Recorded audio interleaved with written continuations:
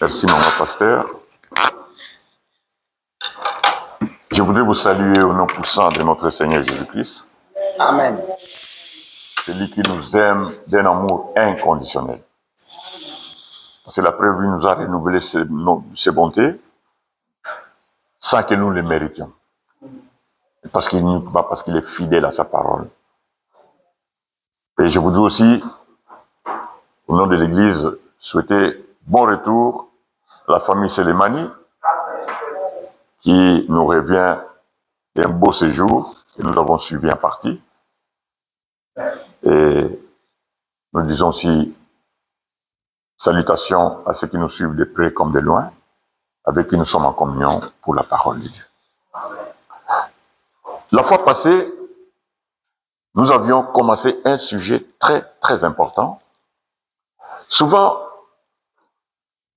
comme le dit notre pasteur, l'Église est partie trop loin pour chercher à nous enseigner les 7 chandeliers, la délivrance, les démons qu'on doit chasser chaque jour, le fait qu'on doit brûler les autres, parce que moi-même je suis le meilleur, ainsi de suite. Mais l'essentiel est dans la Bible. L'essentiel aurait été qu'on puisse rappeler à chaque croyant que Dieu est défini comme amour. C'est ça même la base, la fondation même de notre Père. Il est amour. Et qui dit amour véritable, c'est-à-dire aimer sans calcul, sans intérêt. Amen. Alors, nous avons vu la fois passée, en introduisant l'enseignement, que nous allions parler des fruits de l'esprit. On parle du fruit, le fruit. Mbumamoko, mais il y a esprit. Ce n'est pas les fruits, mais un seul fruit, avec plusieurs parties. Papa Philippe, tu peux acheter un avocat si tu ne vois pas la peau. Mais, au consomme manga sans voir la peau, il y a mangue. Est-ce que tu saurais que c'est ça, ces fruits? Donc, le fruit comprend des parties qui les caractérisent. Donc, le fruit comme l'avocat, on sait qu'il a une forme oblongue, c'est pas tellement rond. Et puis, il a la peau verte. Et quand il commence à mûrir, il peut prendre une peau verdâtre ou bien violette. Et quand on ouvre à l'intérieur, on doit trouver une belle chair verte. Et puis, à l'intérieur encore, il y a un noyau. Il y a même des petits vaisseaux, Mickey, qu'on ne voit pas. Et des fois, on peut les voir. Donc, c'est ça, le fruit de l'esprit. Alors, Dieu nous compare à un arbre. L'évangéliste peut nous aider de revenir à notre premier verset que nous avions lu, dans Psaume 1.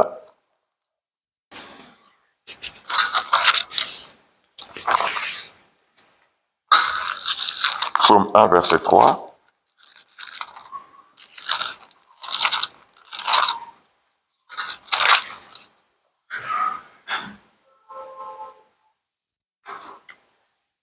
Le livre des Psaumes, chapitre 1, le verset 3, nous lisons. D'abord, au verset 1, on dit « Heureux l'homme qui marche, heureux l'homme qui ne marche pas selon les conseils des méchants. » Voilà comment l'homme peut trouver le bonheur. Il ne marche pas. Selon les conseils des méchants. Voilà. Qui ne s'arrête pas sur le voie des pécheurs. Et qui ne s'assied pas en compagnie de mon cœur. 2. Mais qui trouve son plaisir dans la loi de l'Éternel et qui la médite jour et nuit. Qui la médite? Jour et nuit. Merci. 3. Il est comme un arbre planté près d'un courant d'eau qui donne son fruit en sa saison et dont le feuillage ne se flétrit point. Tout ce qu'il fait lui réussit. Amen. Amen. Il est comparé à un arbre. Chaque arbre est reconnu par les fruits qu'il porte. Chaque arbre est reconnu par les fruits qu'il porte.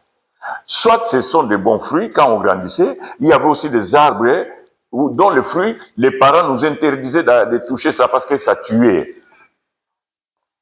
Et puis il y a des arbres aussi qui ne portent jamais de fruits. Généralement, qu'est-ce qu'on en fait? On les coupe, on les jette, tout ça.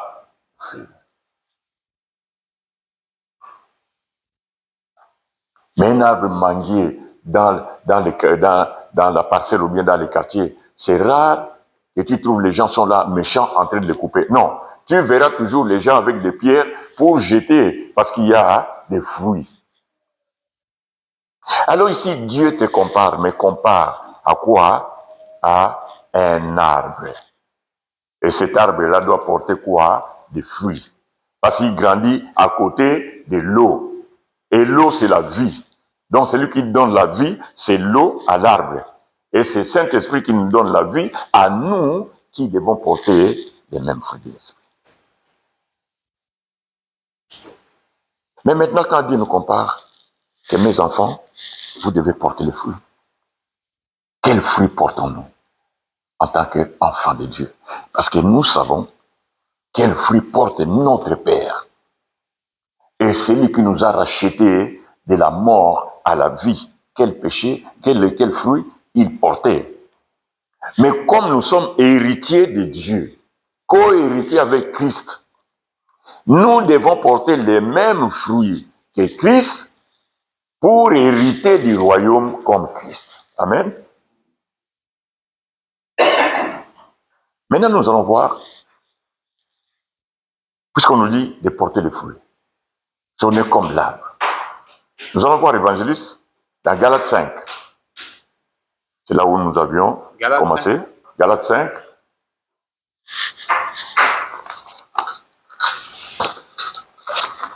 Galates chapitre 5. Après les livres des Corinthiens. Galates, le chapitre 5. Versets 22 à 23. Versets 22 à 23, nous lisons. Mais le fruit de l'esprit, c'est l'amour, la joie, la paix, la patience, la bonté, la bénignité, la fidélité, la douceur, la tempérance. 23. La loi n'est pas contre ces choses. Amen. Les fruits de l'esprit, mais, les fruits de l'esprit, quand on dit mais, la phrase commence avec mais, les fruits de l'esprit. C'est-à-dire, il y a une phrase qui oppose ce qu'on va dire dans le verset 22. Quelqu'un a compris? Papa Philippe, demain nous allons partir à Bruxelles. Mais il faudra, c'est-à-dire il y a une petite condition qui intervient. C'est-à-dire on ira à Bruxelles, mais à une condition. Donc on a déjà édicté des choses qui sont contraires aux fruits de l'esprit. Et nous allons voir la différence. On vient de voir le fruit, mboma boulimo, et ça n'a partie 9. Amour, la joie, la paix, la patience, la bonté, la bienveillance, la fidélité, la douceur et la maîtrise de soi. Mais maintenant, ils sont opposés à quoi? Ça, c'est les fruits de l'esprit. C'est-à-dire qui vous donne ces fruits-là? C'est l'esprit de Dieu. Or, Dieu est esprit. Dieu lui-même qui vous donne ces fruits-là. Amen.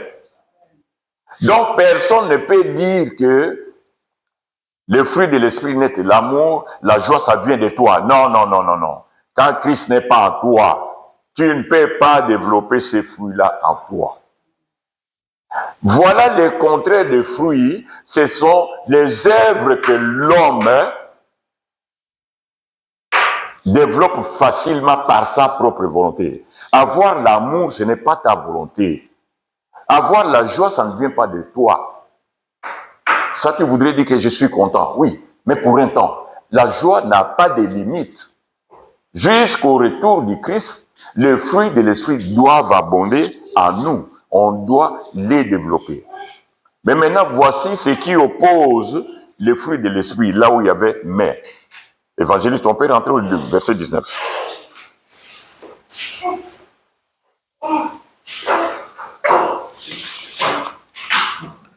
Le verset 19, du même chapitre.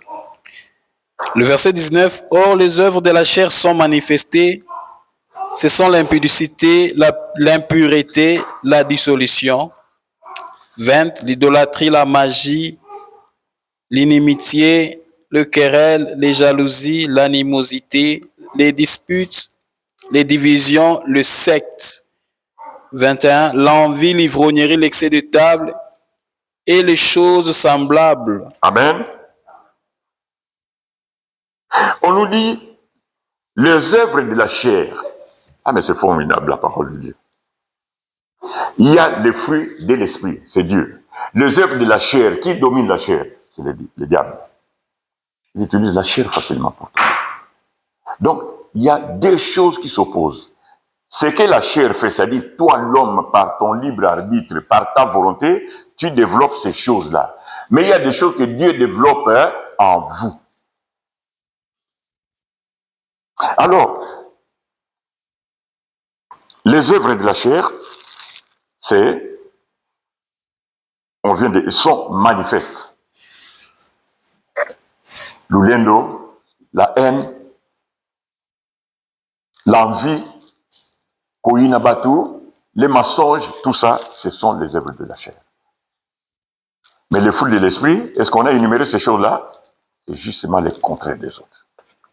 Alors, nous allons maintenant voir chaque fruit un à un, et chacun de nous pourra se dire, ah papa, donne-moi la force de continuer à m'exercer, à écouter, à méditer la parole de Dieu pour que je puisse réussir, comme on l'a vu dans le psaume 1, dans les psaumes 1 que l'évangile nous a lu.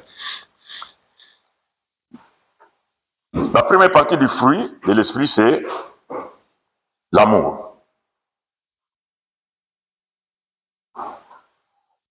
Nous pouvons lire dans 1 Corinthiens 13,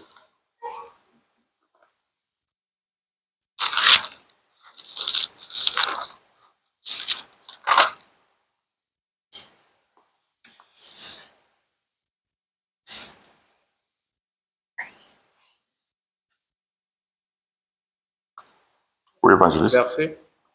On commence par le verset 3.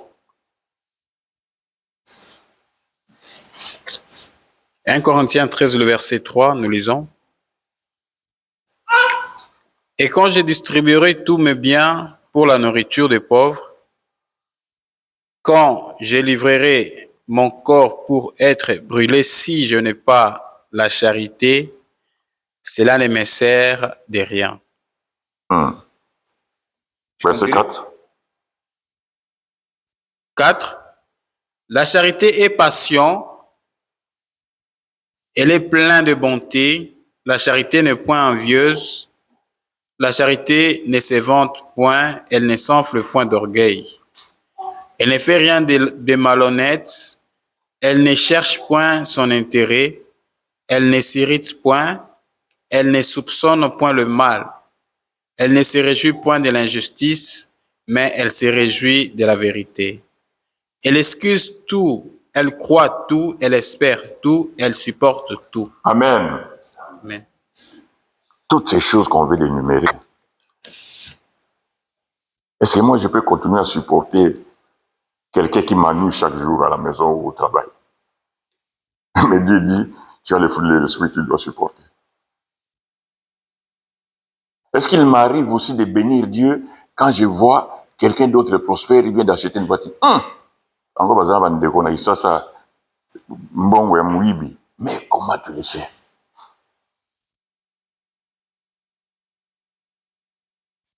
Ici, il y a un mot, quand vous le lisez, on nous dit, on parle de la charité. Le mot charité signifie l'amour de Dieu, au-delà de l'amour charnel. L'amour charnel, c'est ce qu'on appelle le philéo. C'est-à-dire, c'est un amour. Aujourd'hui, nous pouvons... Ah, maman Joël, je vous aime beaucoup. Demain, tu me déçois. Est-ce que je vais encore dire cette phrase-là? C'est un mot qui change avec les circonstances.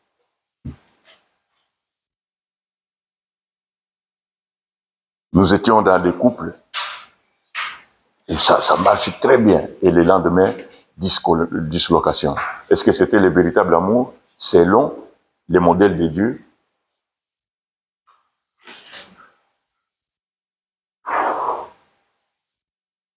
Donc, les œuvres de la chair, dans la définition de l'homme sur l'amour, est différent de la définition de Dieu. Il y a un autre amour qu'on appelle l'amour éros. C'est-à-dire, tu aimes quelqu'un pour l'attirer physiquement, et quand tu abuses d'elle, tu fais quoi? Tu disparais. Amour, il y a seconde moko. On a dit, moi, si on a le lendemain, quoi? Mouyibi. Ok, ça c'est. Mais au départ, tu dis, je t'aime. On commence par cette phrase, non? Mais l'amour de Dieu, c'est la qualité même de Dieu qui doit être manifestée en toi. Alors cet amour-là, l'apôtre Paul nous dit, même si tu parles la langue des anges, même si tu prophétises, même si tu fais des miracles devant les gens, tant que tu n'as pas l'amour véritable que nous allons définir, voir, tu n'es rien. Alors il va énumérer, même si je distribue mes biens, vous ne voyez pas, il y a des fondations, je ne cite pas les noms, il y a des grandes fondations, papa, qui envoient des biens aux soi-disant pauvres en Afrique, mais derrière ça, il y a des vaccins qui tuent, parce qu'ils ont des calculs que demain, cet endroit, il n'y aura plus d'habitants et ils viendront faire main basse sur les matières premières. Mais au départ, l'acte qu'ils posent pour distribuer des biens aux pauvres, c'est un acte d'amour. Et ils appellent ça charité. Mais la charité, c'est l'agapao. Ça ne vient que de Dieu. C'est l'amour inconditionnel de Dieu qui ne varie pas, quelles que soient les circonstances. Hein? C'est comme Maman Catherine. L'amour envers Rose ne peut pas changer tel qu'il est là, parce que Dieu nous appelle toujours mes petits-enfants. Il nous considère comme Rose là. Dieu nous voit comme la petite Rosa. Je ne sais pas si papa qui est là, papa, si l'enfant parvient à te mouiller les pantalons, tu vas le frapper? Rosa. Tu peux? Pourquoi? C'est impossible. Parce que l'amour que tu lui témoignes est incommensurable. C'est le même amour que Dieu nous demande de porter comme fruit. Et on nous dit, maintenant, la charité a la patience. Nous allons voir que la patience, c'est le fruit de l'esprit. Plein de bonté. La bonté, c'est le fruit de l'esprit. Et n'envie pas. Tu as la maîtrise de soi. Ne se vante point. Ah, moi. Elle ne s'enfle pas d'orgueil. L'orgueil, c'est le péché qui a mené que nous soyons aujourd'hui dans le malheur. C'est l'orgueil aussi. Elle ne fait rien de malhonnête. Oh, mon frère, je t'aime beaucoup, Barouki. Frère Abiswana, t'as la makambasalaka. Oh, qui t'a demandé ça? Commence par dire d'abord ce que toi tu fais, au lieu de parler de celui que l'autre fait. Elle ne s'irrite point, kanda, donc on écoute à Kosal. Elle ne soupçonne point les mal. Elle ne se réjouit point de l'injustice. Frère, Azoui, pour ma somme eleki. Mais elle se réjouit de la vérité. Elle excuse tout. Elle croit tout. Peu importe, tu viens me mentir, mais moi je te crois. Or, tout ce que nous faisons même en secret sera publié sur le toit, comme dit la parole dans le livre de Luc 12. Elle supporte tout. Et, il t'a fait quoi? Tu ne supportes personne. Voilà les caractéristiques de l'amour dont on parle. Maintenant,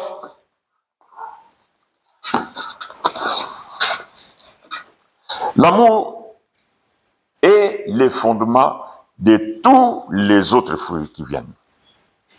Parce que l'amour, c'est Dieu lui-même. Il consiste à rechercher d'abord Dieu et le bien de son prochain. De manière désintéressée. Évangile, 1 Jean 3,15. L'épître, avant Apocalypse, Pierre, ainsi de suite.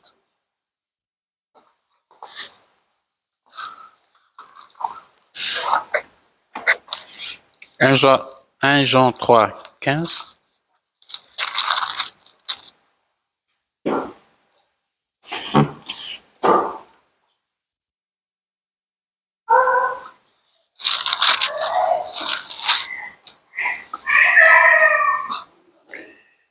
Jean 3,15. Quiconque est son frère est un meurtrier, et vous savez qu'aucun meurtrier n'a la vie éternelle, demeure en lui. Amen. Amen. L'épître ici est adressée à l'Église, c'est-à-dire au corps de Christ. Quiconque a la haine envers son frère était qui? Meurtrier. Un assassin. Nous, on pensait qu'être assassin, c'est seulement tuer la personne mère. Non, non, non, non, non. La haine, tu as déjà tué quelqu'un spirituellement. Amen. Alors nous devons éviter avoir la haine. La haine, c'est le contraire justement de l'amour. C'est l'opposition de l'amour. Alors la Bible nous dit, nous devons faire très attention. C'est lui qui est son frère. Nous avons jusqu'à présent des gens qui sont dans nos prisons. Nous avons des personnes qui sont dans nos prisons, que nous haïssons. Les corps commencent à trembler. Mais voilà ce que la parole de Dieu me dit. Celui qui est son frère, il est qui? Assassin. Il est meurtrier. C'est-à-dire, il a déjà tué spirituellement la personne. Il y a des choses, parfois nous blaguons avec ça. Ici, c'est Dieu lui-même qui parle. C'est pas inventé. Allons plus loin. Dans 1 Jean, chapitre 4, versets 20 et 21. Le chapitre 4 et le verset 20 et 21, le livre de Jean 1. Si quelqu'un dit « j'aime Dieu » et qu'il haït son frère, c'est un menteur, car celui qui n'aime pas son frère, qu'il voit, comment peut-il aimer Dieu qu'il ne voit pas? Et nous avons de lui ces commandements, que celui qui aime Dieu aime aussi son frère. Amen. Oh, je ne manque pas à l'église. Je ne manque pas au programme de l'église. Partout, Yesu, Yesu. Je ne touche pas à ce que la religion me dit de ne pas toucher. Mais pendant ce temps, j'aime Dieu, que tu ne vois pas, tu ne l'as jamais vu. Mais ton frère qui est l'image de Dieu, un élu de Dieu comme toi, tu le hais. Ah, la parole de Dieu te demande, c'est Dieu lui-même qui pose la question. Comment tu peux m'aimer sans aimer la personne qui est à côté de toi, que tu vois à tout moment? Alors je donne ces commandements. Celui qui m'aime doit aussi aimer qui est son frère. Dieu ne coopère pas avec quelqu'un ici. Il donne un commandement, un ordre. Nous, quand on grandissait, M. Jonathan, il y avait une heure fixée pour rentrer à la maison. Après 18 heures, personne n'entre dans la parcelle. Alors tu dois venir justifier où est-ce que tu étais pendant ce temps-là. Hein, mémé? Ça, c'est les propriétés de la maison et devant la porte. Il ne parle à personne.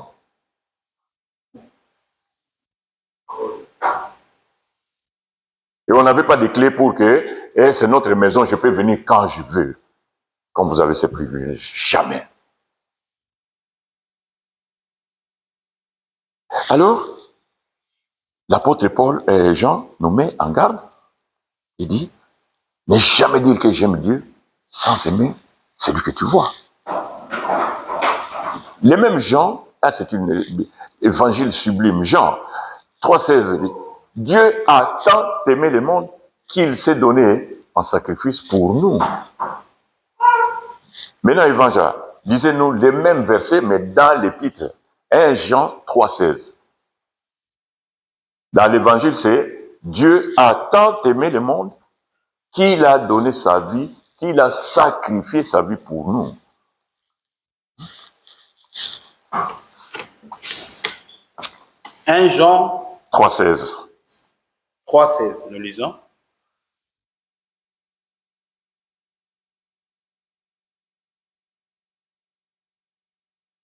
Nous avons connu. Nous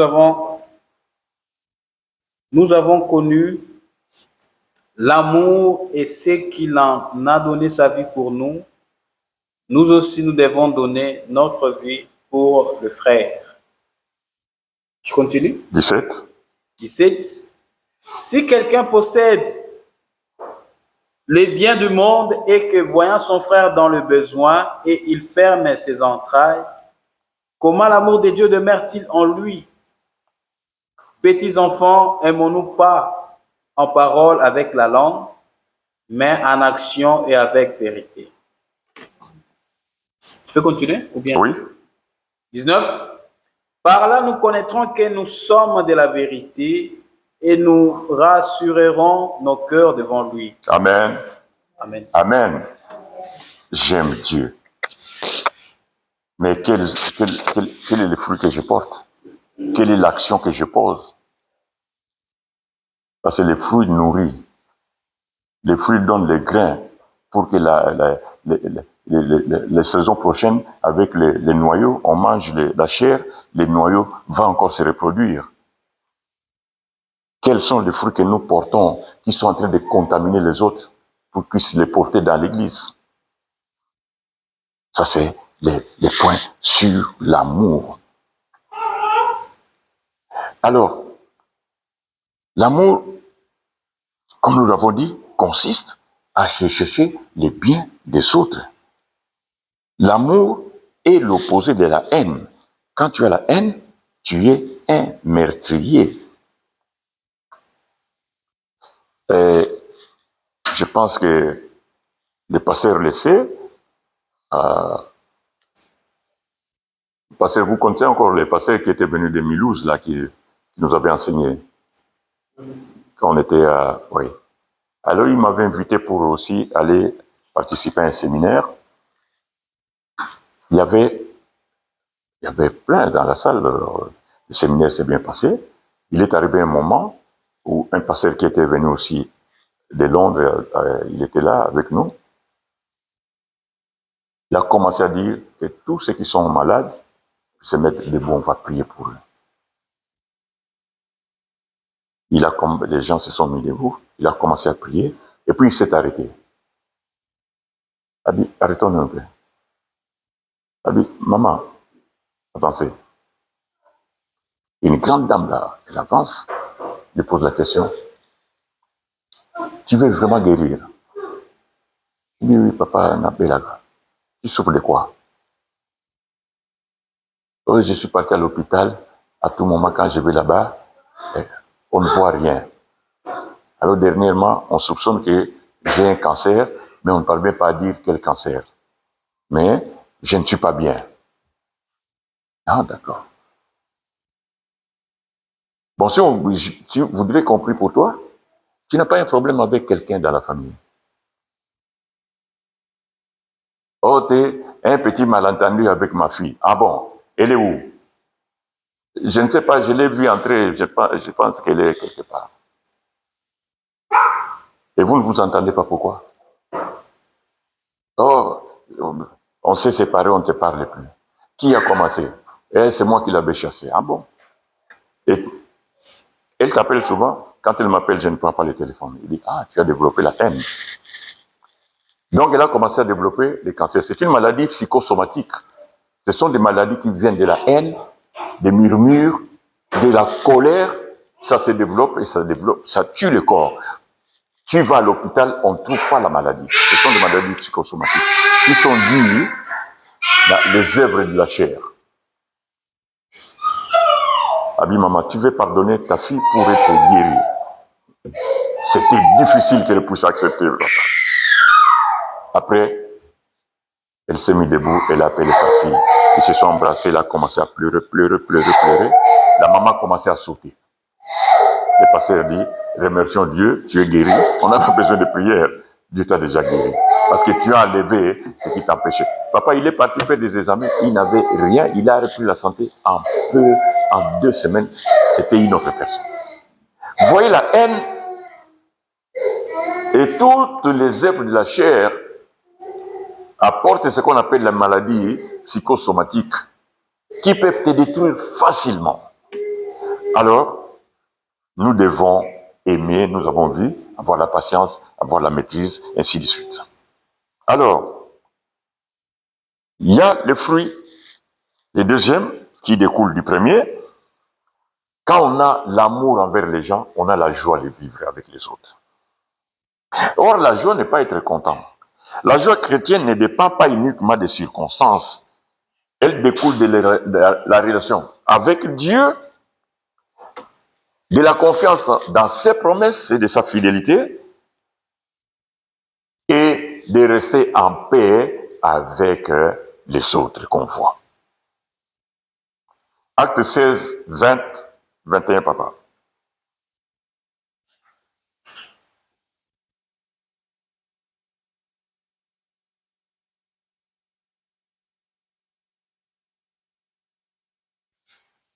Acte 16. Acte chapitre 16. Le verset 20 à 21, nous lisons. Acte 16. Le chapitre 16, pardon. Le verset 20 à 21. Ils le représentèrent aux prêteurs en disant, ces hommes troublent notre ville. Ce sont des Juifs qui annoncent des coutumes qu'il ne nous est permis ni de recevoir, ni de suivre à nous qui sommes romains. Verset 25. Verset 25. Vers le milieu de la nuit, Paul et Silas prièrent et chantaient les louanges de Dieu, et les prisonniers les entendaient. Verset 23. 23. Après qu'on les eut chargés de coups, ils les jetèrent en prison en recommandant au geôlier de le garder sûrement. Amen. Amen. Ils étaient où? Ils étaient en prison. Est-ce que vous entendez ici que ces gens-là, en les jetant en prison, ils ont commencé à amadouer ou bien à demander pardon au geôlier, à leur bourreau pour les libérer, ou bien les corrompre, ou bien donnez-moi le téléphone, je vais appeler mon fils, il vient vous donner l'argent. Non, non, non, non. Ils ont laissé la justice de Dieu agir. Et la Bible nous dit, au lieu de pleurer des coups qu'on leur donnait, ils ont commencé à faire quoi? À chanter. La joie de l'Éternel ne dépend pas des circonstances. Joseph, vous le savez, nous avons vu ça ici, a été vendu par ses frères. Et partout il était toujours dans la joie. Il marchait toujours en faisant confiance en son Dieu.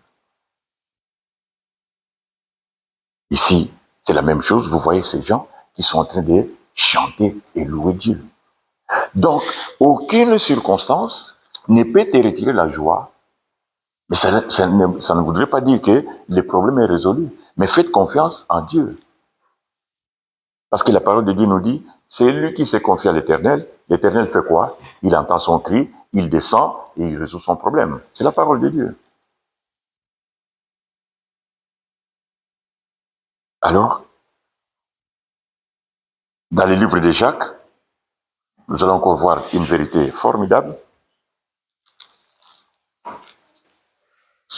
Jacques, vers la fin, avant... Jacques, le chapitre Chapitre 1. Jacques chapitre 1, le verset 2. Jacques chapitre 1, le verset 2. Nous allons lire. Mes frères, regardez comme un sujet de joie complète les diverses épreuves auxquelles vous pouvez être exposés. 3. Sachant que les épreuves de votre foi produisent la patience. 4. Mais il faut que la patience accomplisse parfaitement son œuvre afin que vous soyez parfaits et accomplis sans faillir en rien. Amen. Mes frères, regardez comme un sujet de joie complète les diverses épreuves auxquelles vous pouvez être exposés, sachant que l'épreuve de votre foi produit la patience.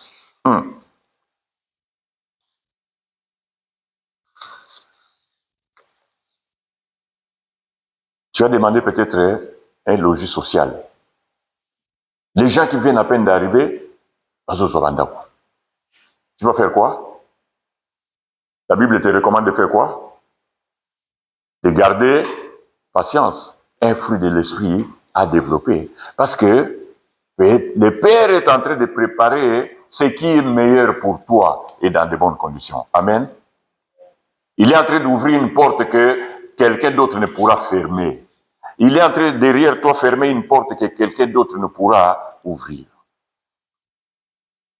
C'est pour cela qu'il nous demande, regardez comme un sujet de... Comment tu peux être dans la joie pendant que tu es malade, alors que c'est une épreuve? Non, il faut que ta foi, ta confiance en Dieu soit éprouvée pour que papa intervienne pour toujours à péter dans d'autres mains. Alors,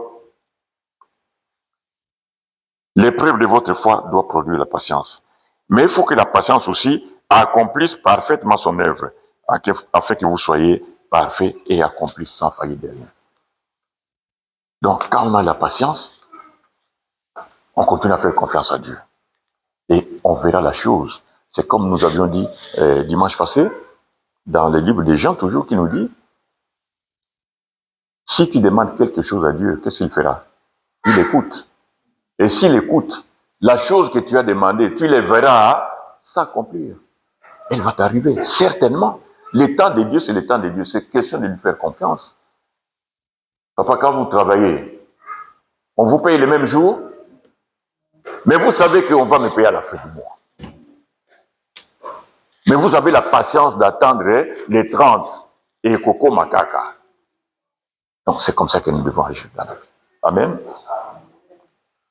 C'est ça dire, la patience doit accomplir parfaitement son œuvre. C'est-à-dire, le temps de Dieu doit s'accomplir pour que tu sois dans la joie, pour que tu puisses aussi aimer les autres. Tout simplement. Alors, la troisième partie, c'est la paix. La paix, ce n'est pas ce qui vient après la guerre, on signe des contrats, dont nous n'allons plus vous agresser, mais chaque année, ou bien chaque mois, effort de guerre, vous allez nous payer autant. On n'achète pas la paix. Mais le monde fait payer quoi? La paix, avec des conditions. La paix et la tranquillité intérieure que Dieu donne, même au milieu des difficultés. Nous allons citer des exemples, par exemple, le vieux Abraham a attendu combien d'années pour avoir un fils? Est-ce qu'il s'était détourné de Dieu? 25 ans. C'est pas ça, papa. Un quart de siècle. Mais il ne s'est pas détourné de la confiance qu'il avait en Dieu. C'est pour ça que la Bible nous dira qu'il était quand même l'ami de Dieu. Il était l'ami de Dieu. Joseph, as-tu eu l'idée de se venger ou de ressasser, c'est-à-dire de se rappeler toujours ce que ses frères lui ont fait. Ngai, Bana Wanda. Il n'a pas dit. Qu'est-ce qu'il a fait? Il a continué à faire confiance en Dieu. Et quand ses frères sont venus lui demander, il était en paix. Il dit, non, tout ce que vous avez fait, c'était pour votre bien. Amen. Tout ce qu'on te fera, traverser les épreuves, mais c'est pour que Dieu puisse t'amener à des dimensions où les gens te verront à la table du roi en train de manger avec les rois. Ils ne vont pas le croire. Job, il perd tout. Je dis bien, il perd tout. Et ça ne s'arrête pas là-bas. Il tombe malade. Et quelle maladie? Où personne ne peut l'approcher. Déjà à l'époque, on fouillait même de saluer quelqu'un qui a le sida, alors que ça se transmet dans le sang, hein, papa?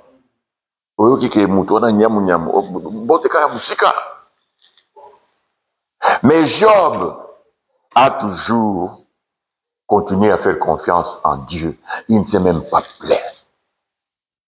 Il avait la paix du cœur. Il savait que son Rédempteur est puissant et il s'élève les derniers. Donc,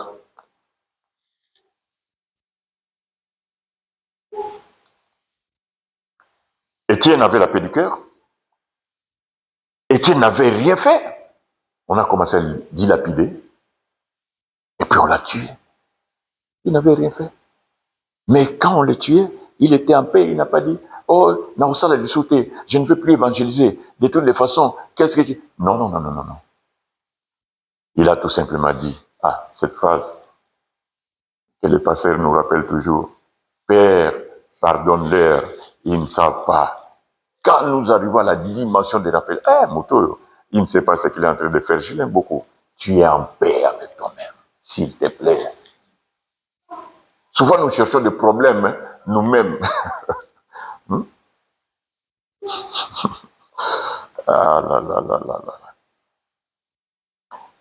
Un grand exemple. Moi, souvent, quand on allait, par exemple, la mission de service à Brazzaville, on prenait les hors-bords rapides, les canons rapides. Mais sauter les distances, notre vitesse, si je tombe, c'est fini. Hein? Mais imaginez-vous, Pierre et les autres des grands pécheurs. Baïbi maï qui toko pour les cas Jésus, parce que ils étaient des pécheurs. Baïbi maï, et quand est-ce que la tempête ça dans maï, papa, c'est comme à Goma, non? De là qui vous. Il y a des moments de tempête, les bateaux ne peuvent pas traverser. Et ils savaient ça. Mais la tempête arrive et ils sont habitués à faire la pêche pendant la tempête. Jésus a l'alinaïe. Abi me mutu azolala azomona makambo te mais akosa ni naza mutu lokola bino. Non, c'est parce qu'ils savaient que en Jésus il y a quelque chose que eux n'ont pas. Parce que Jésus fait taire même les tempêtes, même les maladies solides, il les fait taire. Même la pauvreté, il fait taire la pauvreté, il dit ça suffit avec mon fils. Amen.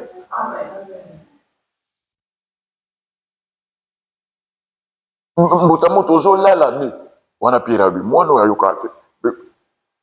C'est pire ça qui m'a tembe. Tokufa. Mais vous connaissez l'eau plus que moi. Vous avez traversé d'autres tempêtes. Mais Jésus va leur dire, va faire taire la tempête. Mais moi, tout le monde a beau tamikakawa. La fruit de l'esprit, l'amour, et zonga la maluko mafuta. Il faut développer ça. Amen.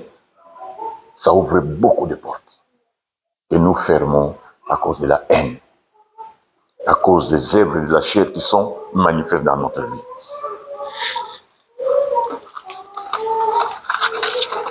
La quatrième partie, c'est la patience. La patience, le kouta mabé, son moutabi, je suis patient. Il arrive toujours. Olika eloko ça makaka lelo. Tu as envie que ça arrive maintenant. Oh, même les mamans quand elles préparent,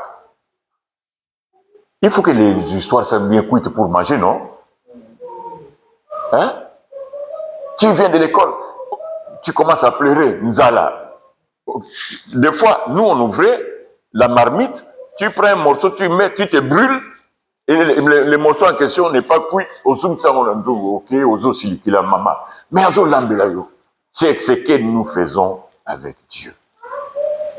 Il te prépare quelque chose de bien, soyez patient.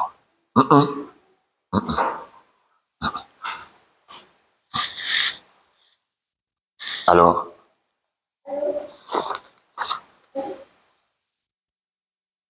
nous avons déjà vu dans le livre de Jacques, qu'est-ce qu'il nous rappelait? Regardez comme un sujet de joie, quoi? Des épreuves. Les diverses épreuves auxquelles vous êtes exposés. Mais sachant que l'épreuve de votre foi produit quoi? La patience. Au fur et à mesure. Mais je pense que nous, comme on a grandi beaucoup comme ça, on est passé par des moments de patience. Il y a des choses, ça ne te dit rien. Quand tu vois un de nos enfants, petit enfant, en train de se lamenter, tu te dis,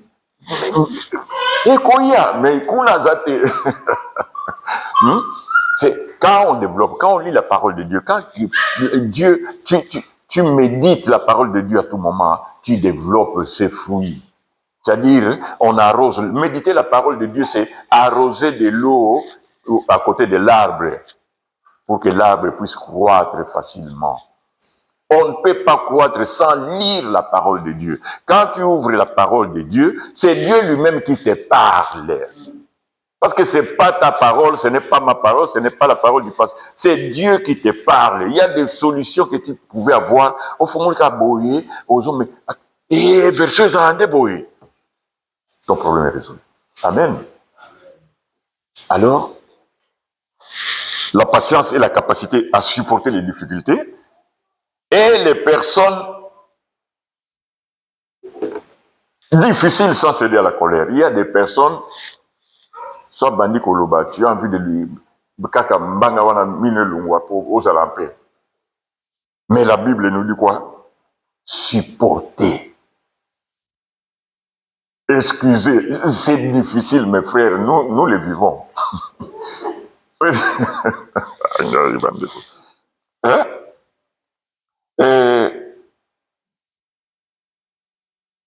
La patience, on prend l'exemple des mamans. Les mamans font 9 mois de patience que les maris ne connaissent même pas. 9 mois pour attendre Rosa.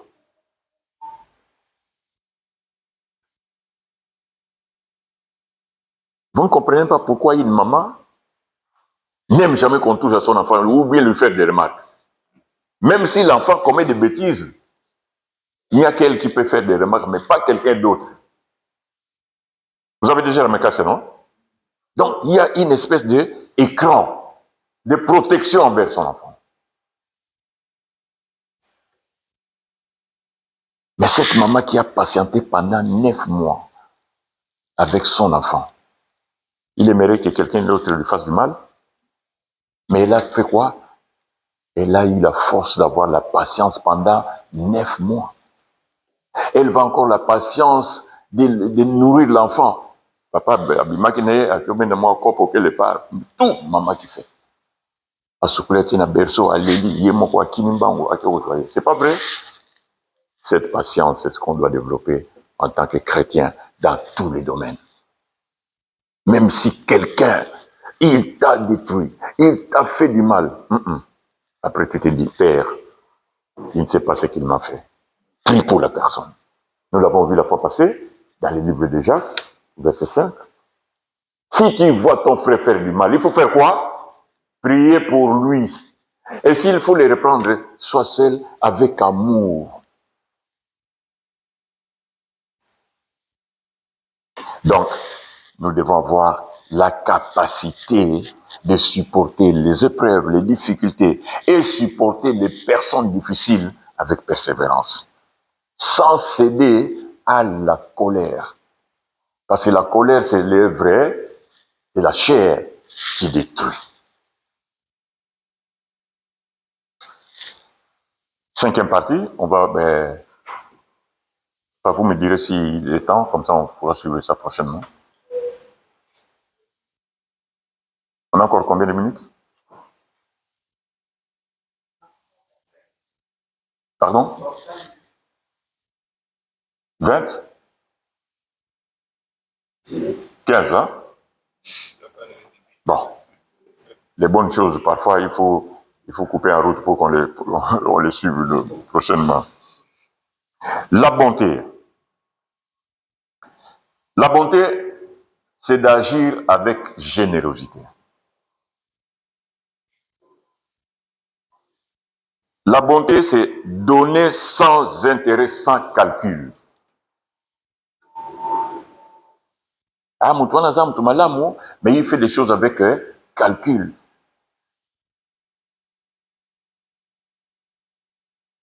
Or, la parole de Dieu nous dit, dans Actes des Apôtres, chapitre 20, verset 35, il y a plus de bonheur à donner qu'à recevoir. La personne à qui on donne avec cœur a qu'au sentir en haut. Et il va s'en souvenir partout, il va, maman, on a souvenir, papa, on a vraiment ça, partout. Mais yo, quand il peut monter au bout, yo, et l'œuvre va produire des effets au centuple qui vont te revenir. Voilà.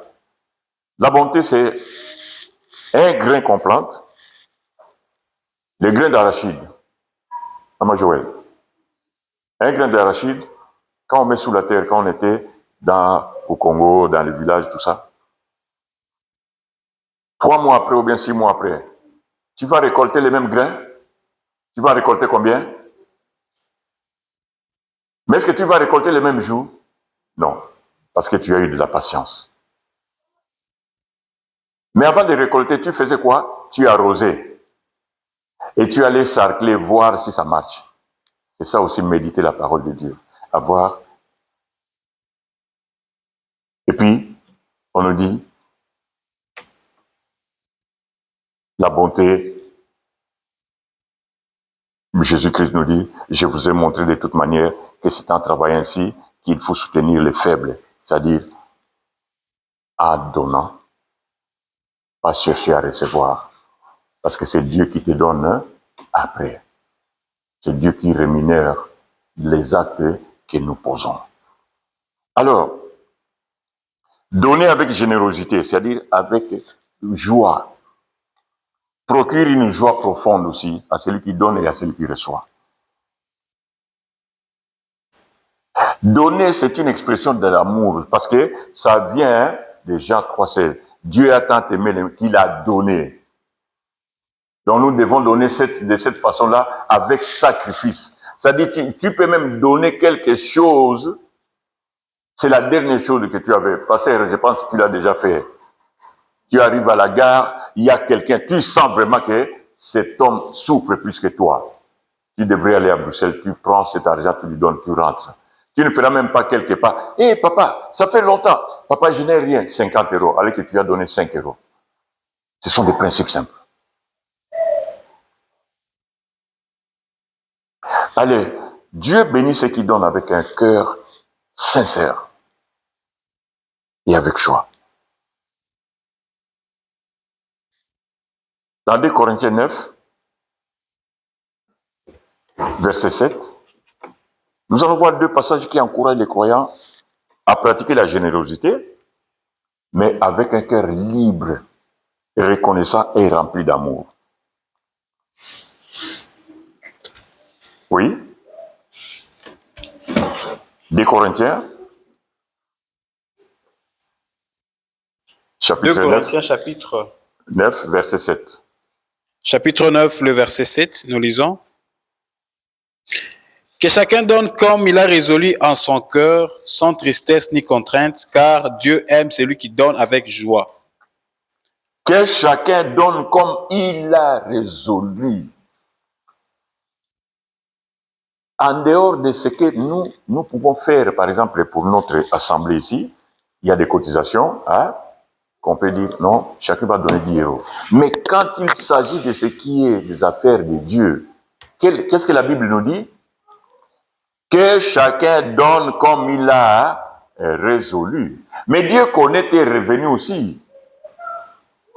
Il connaît la motivation, comment tu donnes. Mais toi, tu donnes comme tu l'as résolu, tu es libre. Sans tristesse ni contrainte. Papa, combien de fois vous avez fait des contraintes ici, dans l'église? Je parle en tant que pasteur, mais vous représentez les autres. Vous tapez ici billets à 200. Donc, on a 10 000 kuna, 1000 kuna. Est-ce que c'est la parole de Dieu? C'est l'abomination.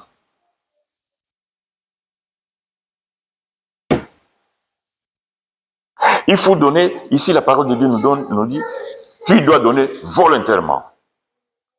Donc donner doit être une décision personnelle. Sans tristesse. Il ne faut jamais donner avec regret à ton frère, à l'église, où tu as l'impression d'avoir perdu quelque chose. Il faut donner sans contrainte. Oh, mon frère, au sein de la prière de délivrance, Nazotika Kolala, demain, il y a mon enveloppe, il y a bien, il y a mon picot. On va consulter Dieu, demain tu viens. Est-ce que c'est la parole de Dieu qui le dit? Je ne sais pas si Jésus a déjà donné rendez-vous. Nous sommes imitateurs de Christ. Le mot chrétien signifie imitateur de Christ. Mais quand nous disons, mon frère, emporte une enveloppe, j'imite qui? Parce que nous savons, c'est lui qui demande des enveloppes. Ceux qui vont chez les marabouts, quelle est la première chose qu'on leur demande? De l'argent, non? Un montant ou bien une personne à sacrifier. Est-ce que Christ, vous avez entendu Christ demander, ou bien référer que toi, ton camp, on va voir demain, ou bien venez demain à la montagne, je serai en plein enseignement, on va voir? Pas du tout. Vous avez Christ en vous maintenant. Vous pouvez lui demander de faire quelque chose pour toi. Tu n'as pas besoin d'un numéro de téléphone de quelqu'un d'autre ou emprunter le téléphone de quelqu'un. Non. Tu as son numéro sur place, il est en vous. Tu peux lui parler vis-à-vis. C'est quelqu'un comprend. C'est parce que nous ne sommes pas sûrs de notre salut que nous avons besoin des intermédiaires pour aller vers le Père. Notre intermédiaire, c'est Jésus-Christ, point barre. C'est écrit dans le livre de Timothée. Alors, on dit, il faut donner avec joie. Les dons, la générosité qui plaît à Dieu est celle qui vient d'un cœur sincère, d'un cœur reconnaissant et heureux de partager. C'est pour cela, nous répétons, Actes des Apôtres 20, 35 dit, il y a plus de bonheur à donner qu'à recevoir. Et dans Proverbe 11, 25, il nous dit, l'âme bienfaisante sera rassasiée. Et celui qui arrose sera lui-même arrosé. C'est la loi de la semence.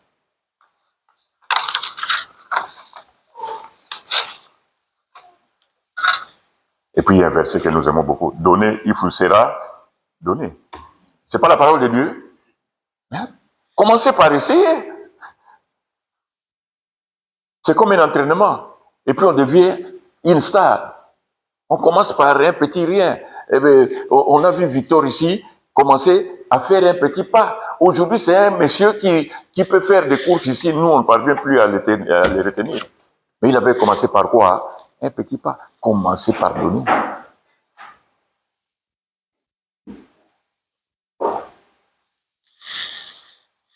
Il va nous rester 3. Nous allons voir un avant-dernier. La maîtrise de soi. La maîtrise de soi est la capacité de contrôler ses paroles, ses pensées, ses émotions et ses actions selon la volonté de Dieu. Est-ce que vous me suivez? La maîtrise de soi, c'est se contrôler ses émotions, ses pensées, ses pulsions, ses colères. Est-ce que nous le faisons? Quelqu'un parle, il n'a pas encore terminé sa phrase, tu as déjà une réponse, tu les contrecarres. C'est pas vrai? Et quand la personne ne te plaît pas, tu commences à fire, père, changer tato yo. Mais est-ce que yo maman yo, tu as déjà demandé va changer yo, ou bien tato yo, aussi au sengi va changer yo, va changer maman.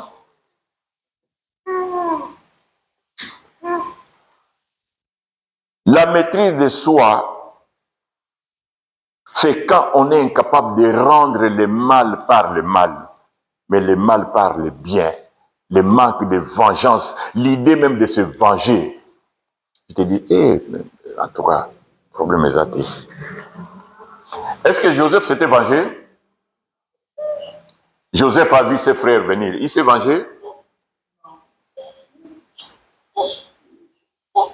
Potiphar, est-ce qu'il s'est vengé contre Potiphar? Aller l'accuser chez le roi?